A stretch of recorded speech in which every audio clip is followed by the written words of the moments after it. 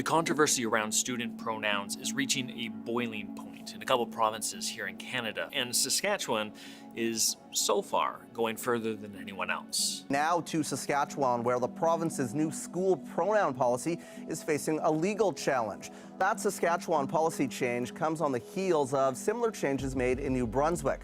Last month, the provincial government in Saskatchewan announced that all students under the age of 16 need parental consent to change their names or their pronouns in school.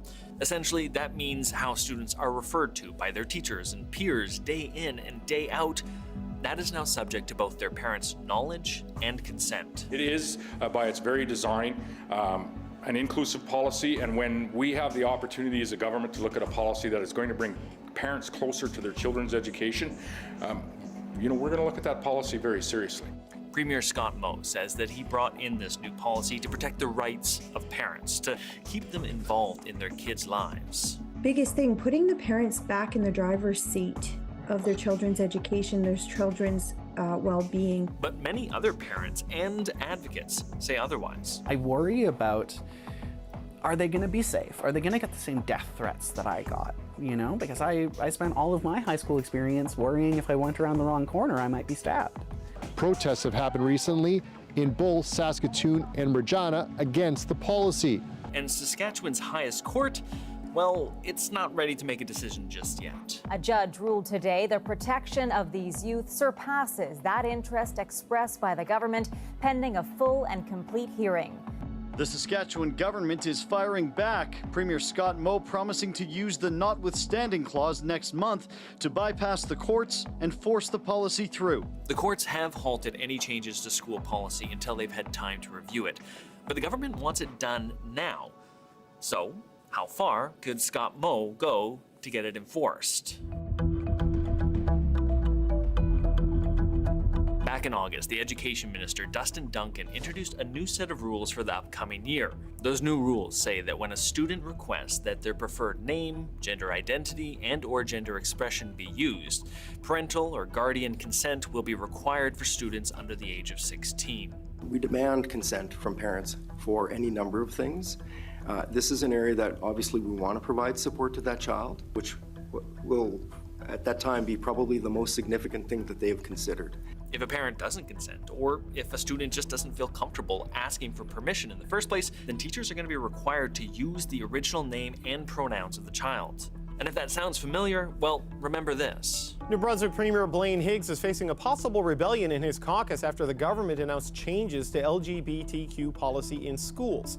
It aims to dictate when a student is allowed to change their name or pronoun without parental consent. Like New Brunswick, Saskatchewan considers this an issue of parental rights, that parents are entitled to know about the choices their children are making. Parents need to be and want to be involved in those types of decisions. This is not about outing anyone. This is about providing the support for a student that has made that decision. But last week, those opposed to this new policy got a powerful, albeit possibly temporary, ally in the courts.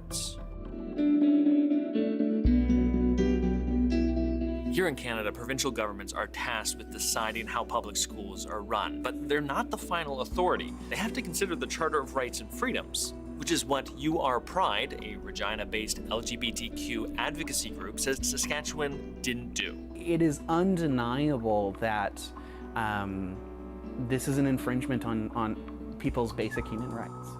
We have a basic human right to privacy, to agency, and to safety. They filed a legal action against the government to halt the policy, saying that the new rules violate the Charter in two main ways. Section 7, which says that everyone has a right to life, liberty, and the security of the person, and Section 15, which gives every person equal protection under the law without discrimination.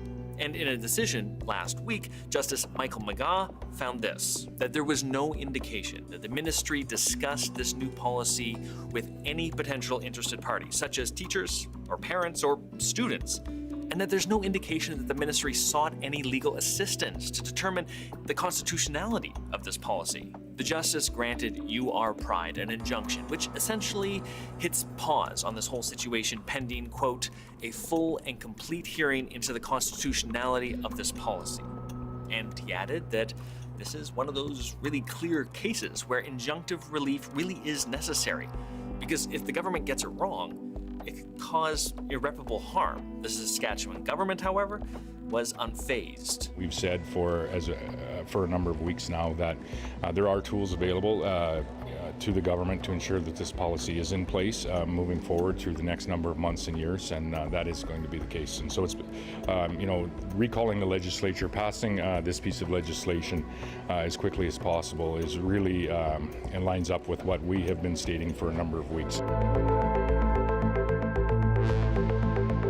Premier Moe said he'll use the notwithstanding clause to push the policy through in defiance of the judge's ruling. We were dismayed with what we see as the judicial overreach in this case. We have been clear with respect to this policy that it is going to be in effect, and I've been asked many times about legislation and using what tools are available to us. Enter the notwithstanding clause, which essentially allows governments to override certain charter rights for up to 5 years when passing legislation. And that includes those personal security and equality rights that we mentioned earlier. In order to invoke that clause, Premier Moe said he's calling back the legislature early, just a few days from now. We are going to return to the legislature. We're going to focus on this piece of legislation, introduce it, pass it with the notwithstanding clause. In response to the Premier's comments, Federal Justice Minister Arif Virani said in a statement on X that, quote, "We note that the government is choosing to do this despite today's injunction, which should have given them pause. Violating individual rights should not be a decision taken lightly," end quote. So while this injunction halts the policy for now, come October 10th, when Premier Moe brings back the legislature, this story could have a very different ending.